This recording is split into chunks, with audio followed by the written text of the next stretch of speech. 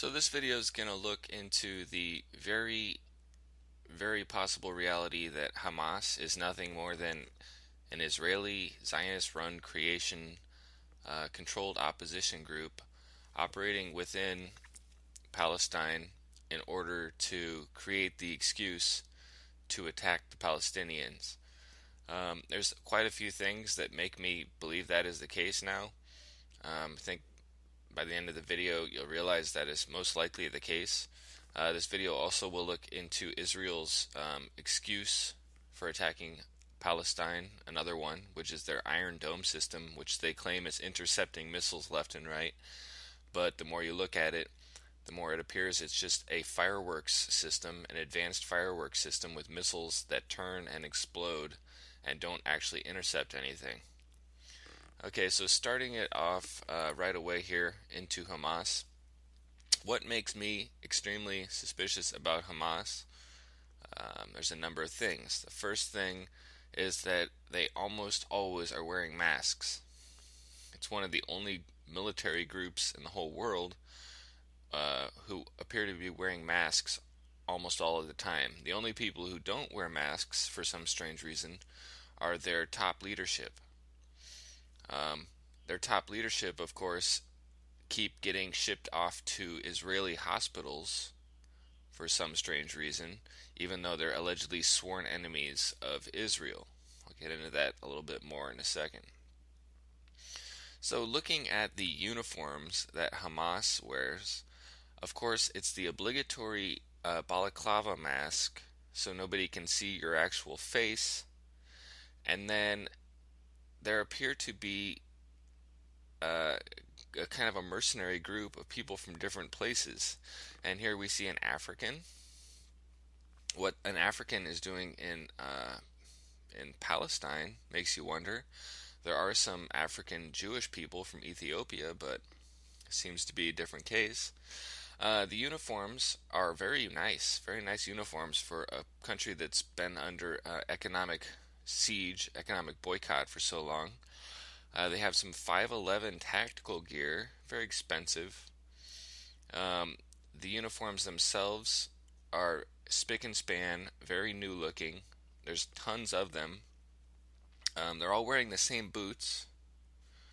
They all, of course, have their green flags that appear to be supplied, and they're using AK-47s almost exclusively, but there's other firearms as well. The huge number of uniforms that are very nice and very new, combined with constant wearing of masks, it should be a red flag to people that something is going on here that's just not some ragtag group of freedom fighters from one of the most besieged areas in the entire world. Somehow they're able to get all of these uniforms, very nice 511 tactical gear, and they're extremely coordinated. It doesn't work that way. Another interesting thing I noticed when watching a recent propaganda video was that they had Hebrew writing on the side of one of their parades they're doing, on a side of a missile carrying vehicle. Why would they have Hebrew writing on the side of this? Just asking this question. Why, unless they're just saying in their sworn enemies language, like, yo, we're gonna get you. No, I just don't buy that they would have any Hebrew writing on their equipment. This is extremely weird. Of course, in the same shot, we have a man who's wearing what appears to be U.S. issued Gulf War fatigues, walking alongside. And I guess you could say that they're getting this stuff because it's the remnants of the Gulf War. It's one way of looking at it. There are a few of these men that wear this exact same Gulf War style U.S. issued fatigues, walking around with Hamas. Okay, so that, to me, there's a few things that are kind of standing out here that say, this group does not look like an ordinary ragtag group of alleged terrorist freedom fighters from Palestine. So the more I looked into it, the more I realized everything they're doing is actually benefiting Israel. And get this, Hamas in the last few years has now mandated that everyone learn Hebrew. Okay?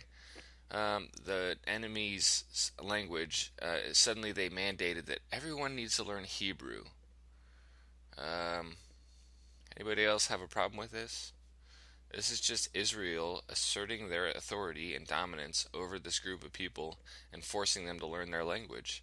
Hamas is run by Israel, so it's no surprise that they would have everybody learning Hebrew. You can't just say it's because we want to know our enemy's language so we can destroy them better. No, you just have a few people learn the language. In that case, you wouldn't have everybody learning Hebrew.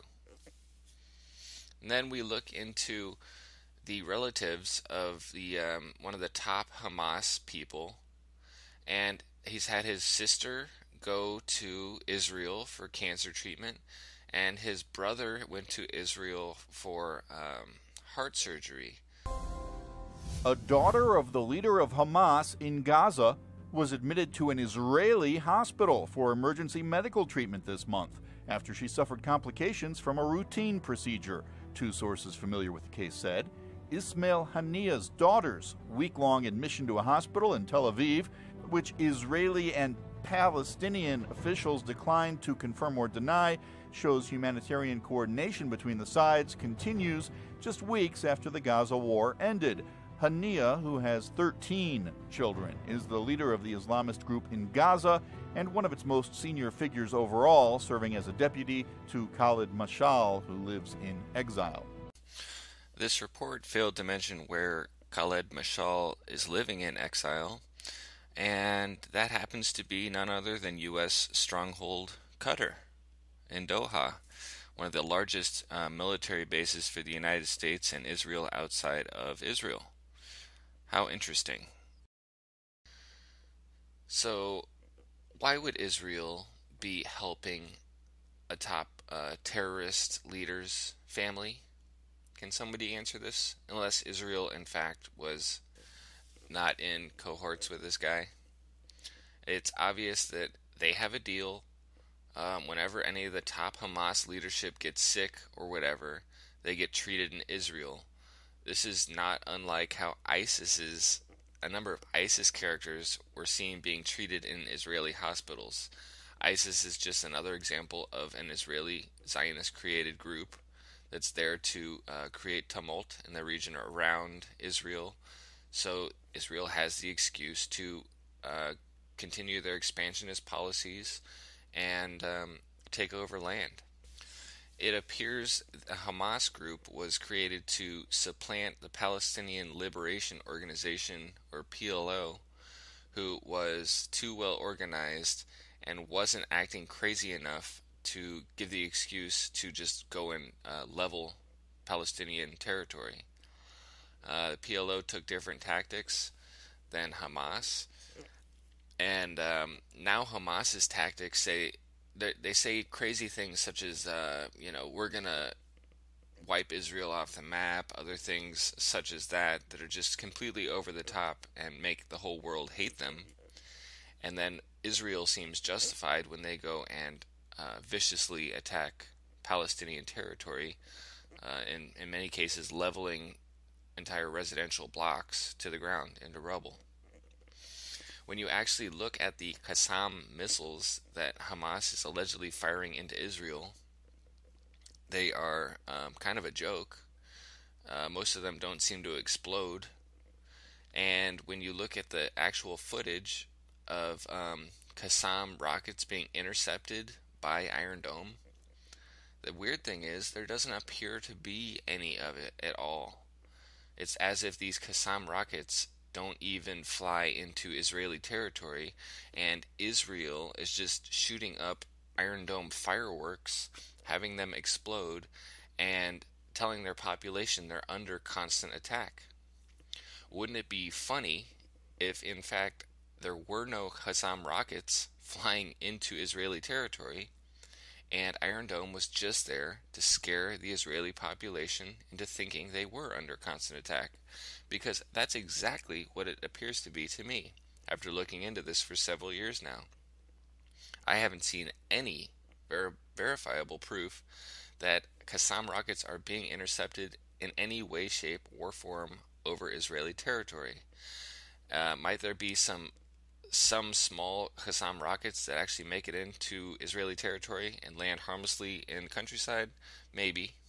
While there appears to be no footage of Qassam rockets being intercepted by Iron Dome, amazingly, this news reporter apparently has such good eyesight that she actually sees one of these rockets being intercepted.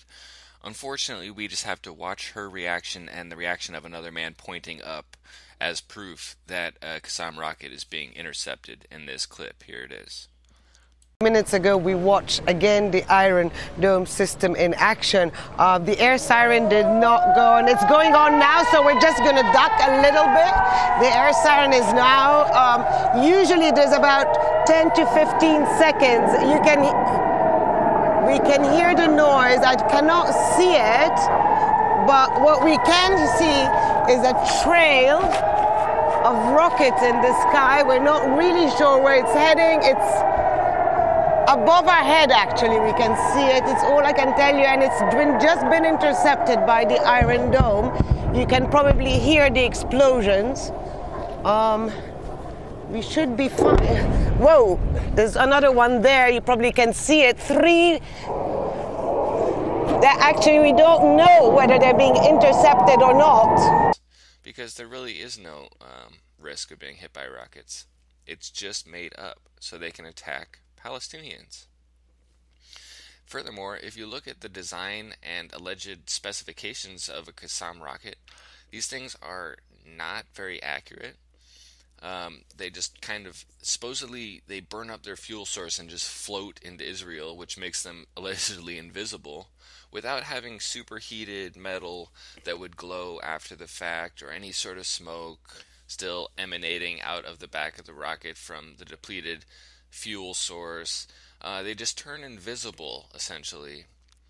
And the interesting thing is, after flying however many miles, these crude rockets somehow stay clustered in such a manner that when Iron Dome is intercepting them, all the Iron Dome ordnance explode in a very confined spot that would indicate that Qassam rockets were in fact focused very well and were not as spread out or haphazard as we are told they are. But of course, that's what they are. Qassam rockets are supposed to be essentially a bottle rocket with a big warhead on it that explodes. So why is it in the images of Iron Dome, Qassam rockets are always attacked in such a small geographical spot above the Iron Dome interceptors? It doesn't make any sense. It should be way more spread out. It shouldn't be so focused in one area. And of course, we never see any of these alleged Qassam rockets.